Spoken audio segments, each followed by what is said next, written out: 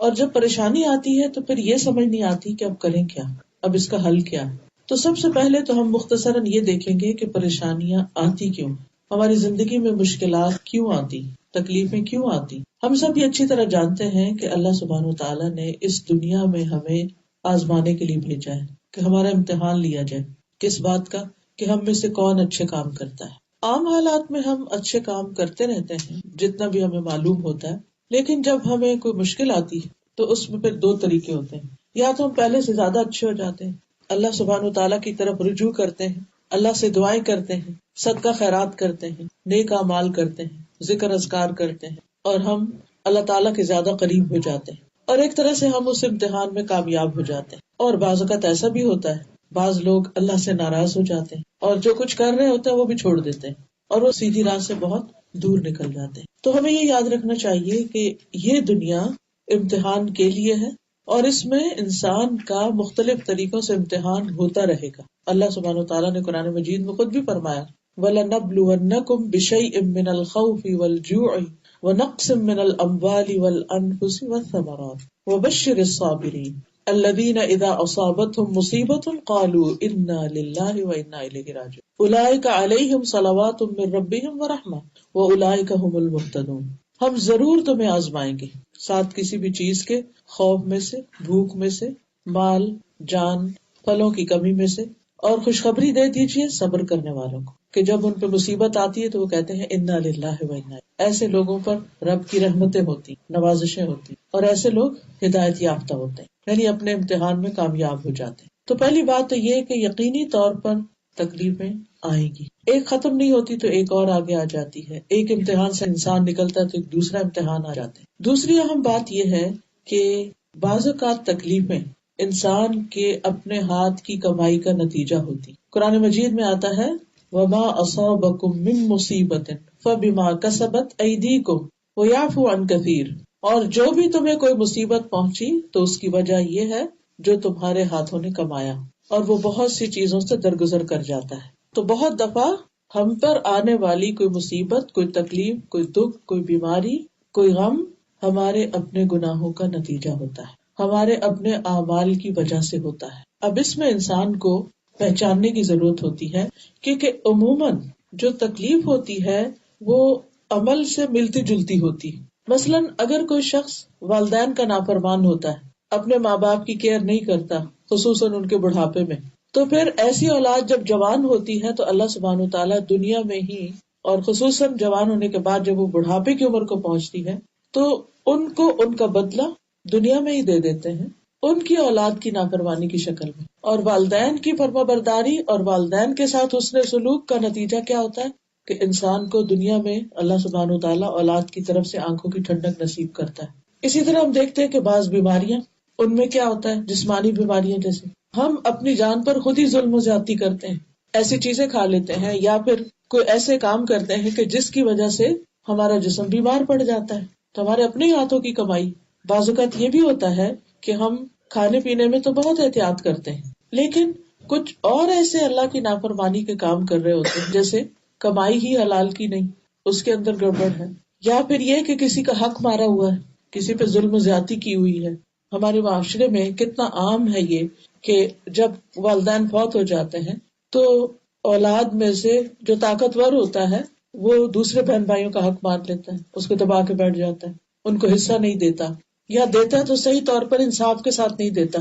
گھر گھر میں یہ شکایتیں عام ہیں، اور ہم یہ نہیں سوچتے کہ یہ مال جو ہم نے کسی کے حق کا چھین کر زبردستی ہتھیا لیا ہے، یہ ہمارے اپنے لیے وبال جان ہو سکتا ہے. اسی طرح بعض اوقات کوئی ہمیں ہرٹ کرتا ہے، کسی کی بات ہمیں بہت بری لگ جاتی، ہم بھول چکے ہوتے ہیں کہ ہم نے بھی کسی کو ہرٹ کیا تھا کبھی اور اس سے سوری تک نہیں کیا. کبھی ایسا ہوتا ہے کہ ہم کسی دوسرے پہ ہنس دیتے ہیں، کوئی بیمار ہے، کوئی تکلیف میں ہے تو ہم اس کا مذاق اڑانے لگتے ہیں، اور وہ جو کسی کا مذاق اڑایا ہوتا ہے وہ اپنے سامنے آ جاتا ہے. کبھی کسی کے غریب ہونے پر، کسی کے مال کے کم ہونے کی وجہ سے ہم اس کو حقیر سمجھنے لگتے ہیں، اس کو اہمیت نہیں دیتے، یہ تو غریب ہے، یہ تو جاہل ہے، زیادہ پڑھا لکھا نہیں، یہ اس کا تو کوئی اسٹیٹس ہی نہیں. ایسے لوگوں پہ لوگ دروازے بند کر دیتے ہیں، ان کو ریجیکٹ کر دیتے ہیں، ان کو اپنا رشتے دار ہی نہیں مانتے. یہ کس قدر دکھ دینے والی، تکلیف دینے والی باتیں ہوتی ہیں. کہ اللہ سبحانہ وتعالیٰ بہت انصاف کرنے والا ہے. پھر ایسا ہوتا ہے کہ اللہ سبحانہ وتعالیٰ ہمارا واسطہ کسی ایسے سے ڈال دیتا ہے جو ہمارے ساتھ وہی سلوک کرتا ہے جو ہم نے کسی اور کے ساتھ کیا ہوتا ہے.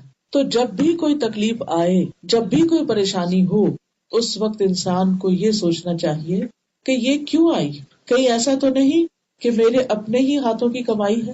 تو یہ بات یاد رہے گی، چھوٹی تکلیف ہو یا بڑی تکلیف ہو، جب کسی پر تکلیف آئی ہو تو ہمیں یہ دیکھنا چاہیے کہ ہمارا اس کے ساتھ رویہ کیا ہے، ہم اس کے ساتھ کیا معاملہ کر رہے ہیں، اس کو کس طرح ٹریٹ کر رہے ہیں.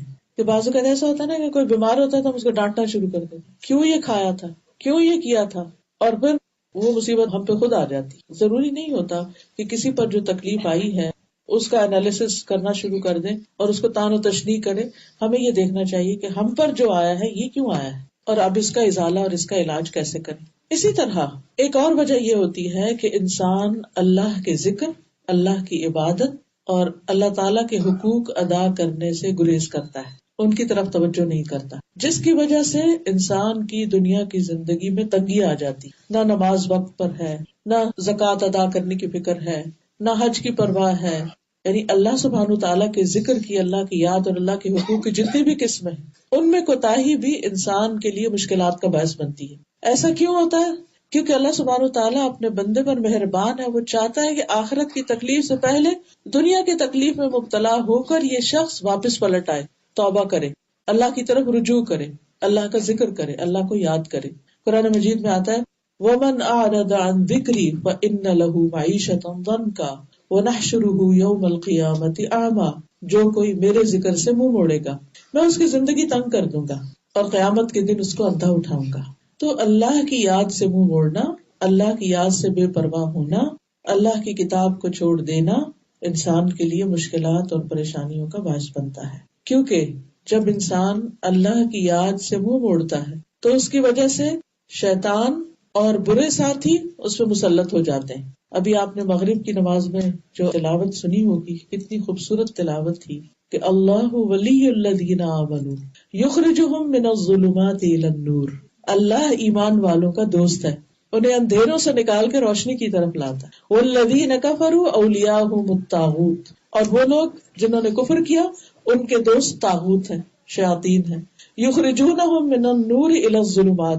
جو انہیں روشنی سے اندھیروں کی طرف لے جاتے ہیں، ہدایت سے گمراہی کی طرف لے جاتے ہیں. تو جو شخص اللہ کے ذکر سے منہ موڑتا ہے اللہ سبحانہ وتعالیٰ اس پر شیاطین کو مسلط کر دیتے ہیں.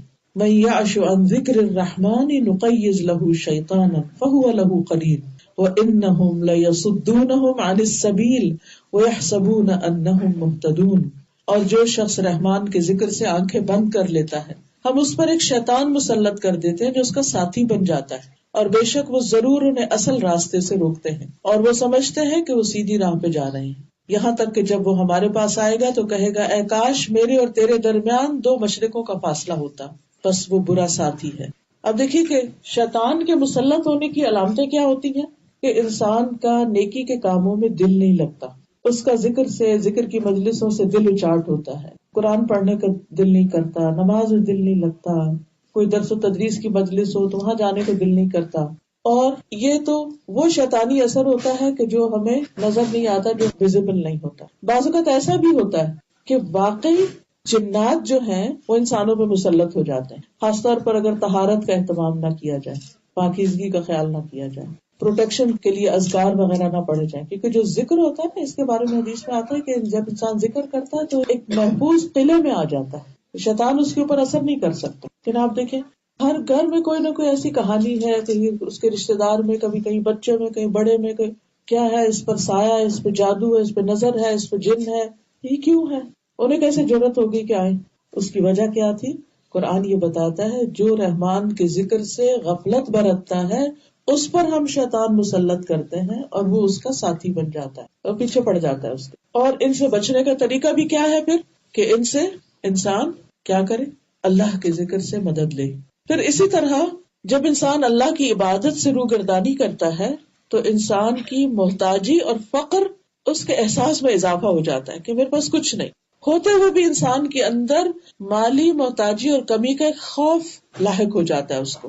ابو ہریرہ کہتے ہیں کہ رسول اللہ صلی اللہ علیہ وسلم نے فرمایا، اللہ تعالیٰ فرماتے ہیں، حدیث قدسی ہے، اے ابن آدم تم اپنے آپ کو میری عبادت کے لیے فارغ کر لو، میں تمہارے دل کو بے نیازی سے بھر دوں گا. اور تمہارا فقر دور کروں گا، تمہاری محتاجی دور کروں گا، لیکن اگر تم ایسا نہیں کرو گے تو میں تمہارے دونوں ہاتھ کاموں میں مشغول کر دوں گا، اور اس کے باوجود تمہارا فقر دور نہیں کروں گا۔ دو جابس کرنے کے باوجود، دن رات کام کرنے کے باوجود، قرضے ہیں کہ اتر نہیں رہے، ضروریات ہے کہ پوری نہیں ہو رہی، ہر وقت ایک خوف اور بے چینی مسلط ہے سر پہ کہ کیا بنے گا، ہمارا کیا بنے گا، بچوں کا کیا بنے گا۔ اور اس کے پیچھے بھی وجہ کیا ہوتی ہے جو عام طور پر ہم جان نہیں پاتے، کہ ہم اپنے فرائض میں، اپنی عبادات میں کمی کر رہے ہوتے ہیں۔ جب انسان اللہ کا حق دیتا ہے نا تو اللہ تعالیٰ اس بندے کے دل کے اندر ایک اطمینان اور ایک غنا پیدا کر دیتا ہے، تھوڑے میں بھی اس کو اطمینان نصیب ہو جاتا ہے، اور اس کے لیے رزق کے دروازے بھی کھول دیتا ہے، کیونکہ ساری رزق کی کنجیاں تو اسی کے ہاتھ میں ہیں۔ وَلِلَّهِ خَزَائِنُ السَّمَاوَاتِ وَالْأَرْضِ، اللہ ہی کے پاس ہے، اللہ ہی کے لیے ہیں خزانے آسمان و زمین کے۔ وَعِندَهُ مَفَاتِحُ الْغَيْبِ لَا يَعْلَمُهَا إِلَّا هُوَ، اس کے پاس غیب کی کنجیاں ہیں جن کو اس کے سوا کوئی جانتا بھی نہیں، یعنی اس نے وہ کچھ رکھا ہوا ہے کہ جس کے بارے میں اس کے سوا کسی کو بھی نہیں پتا ان خزانوں کا۔ وَإِن مِّن شَيْءٍ إِلَّا عِندَنَا خَزَائِنُهُ وَمَا نُنَزِّلُهُ إِلَّا بِقَدَرٍ مَّعْلُومٍ، کوئی چیز ایسی نہیں کہ جس کے ہمارے پاس خزانے نہ ہو، ڈھیروں ڈھیر ہے، لیکن ہم اس کو ایک مخصوص اندازے اور ایک مقدار کے مطابق اتارتے ہیں۔ اللہ کے پاس کسی چیز کی کمی نہیں، کمی ہم میں ہے کہ ہم اس کی طرف سچے دل سے رجوع نہیں کرتے۔ پھر اسی طرح ایک حدیث سے یہ پتہ چلتا ہے کہ جو شخص صرف دنیا کی فکر میں مشغول رہتا ہے، اس کا ہم و غم اور پریشانی اور فکر ہر وقت دنیا دنیا دنیا ہے، تو اللہ تعالیٰ اس سے بے نیاز ہو جاتا ہے، کیونکہ وہ اللہ کو بلا کر صرف دنیا کا غلام بن جاتا ہے۔ نبی صلی اللہ علیہ وسلم نے فرمایا، جو اپنے غموں کو ایک ہی غم بنا لے، یعنی آخرت کا غم، آخرت کا فکر، تو اللہ تعالیٰ اس کے دنیا کے غموں سے اس سے کافی ہو جائے گا۔ یعنی جسے آخرت کا غم لگ جاتا ہے، اللہ تعالیٰ اسے دنیا کے غموں سے بے نیاز کر دیتے ہیں، اس کے دنیا کے غم دور کر دیتے ہیں، کیونکہ اس کو ایک بڑی فکر لگی ہوئی، تو یہ چھوٹی چھوٹی چیزیں اس کو بادر نہیں کرتی۔ وہ کہتا کوئی بات نہیں، یہ چیز نہیں ہے، یہ ختم ہو گیا، سب کچھ ختم ہونے والا ہے، سب جانے والا ہے۔ فکر کرنی چاہیے وہاں کی کہ وہاں کچھ نہ ہوا تو کوئی دینے والا نہیں ہوگا پھر۔ اور فرمایا کہ اور جس کو پریشانیاں ادھر ادھر بھٹکا کر لے جائیں، اللہ اس کی پرواہ نہیں کرے گا کہ وہ دنیا کی کس وادی میں ہلاک ہو کر گرتا ہے، کہاں جاتا ہے۔ اس لیے حالات کیسے بھی ہوں، رجوع اللہ ہی کی طرف کرنا چاہیے، مدد اسی سے مانگنی چاہیے، توجہ اسی کی طرف کرنی چاہیے، کیونکہ مشکل آسان بھی وہی کرنے والا ہے۔ پھر اسی طرح جب انسان دنیا کی حرص زیادہ رکھتا ہے، دنیا کی محبت زیادہ رکھتا ہے، تو اس سے اللہ کی محبت میں بہرحال کمی آتی ہے۔ نبی صلی اللہ علیہ وسلم نے فرمایا، قیامت قریب آ چکی ہے، لیکن لوگوں میں دنیا کی حرص ہی بڑھے گی، یعنی جو زندگی بڑھتی جاتی، انسان کی بڑھاپے کی طرف جاتا ہے تو دنیا کی حرص کم نہیں ہوتی۔ اسی طرح ہم سب کہتے ہیں کہ اب آخری زمانہ آ گیا ہے اور یہ سب، لیکن اس کے باوجود ہر دور میں، ہر آنے والے دور میں پچھلے سے زیادہ دنیا کی محبت اور مادہ پرستی اور دنیاوی عیش و عشرت کی زیادتی اور ان کو فراہم کرنے کے جو انتظامات ہیں ان کی طرف ہم سب کی فکر زیادہ ہوتی۔ اور پھر اس بات سے بھی ڈرنا چاہیے کہ اگر ہم اللہ کو ناراض کر کے جی رہے ہیں اور پھر بھی ہماری زندگی میں کچھ خوشحالی ہے